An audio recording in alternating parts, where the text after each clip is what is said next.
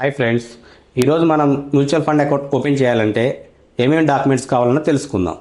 ఇందులో మనకు PAN card, Aadhaar card, మీ bank account number and IFSC code, your email ID, your mobile number, your nominee Aadhaar card, your nominee's date of birth, nominee email ID, nominee mobile number, your signature pick.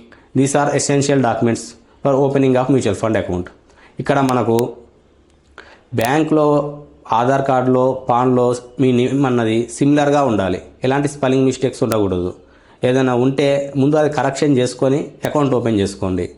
తర్వాత మీ pan Aadhaar అన్నది link అయి ఉండాలి. Pan Aadhaar link లేని వాళ్ళకు కూడా mutual fund account open చేయడానికి కుదరదు.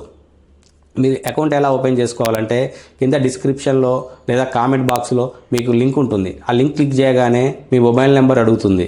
అక్కడ తర్వాత మీరు ఫర్దర్ డీటెయిల్స్ ఎంటర్ చేసి మీ అకౌంట్ ఓపెన్ చేసుకోవచ్చు.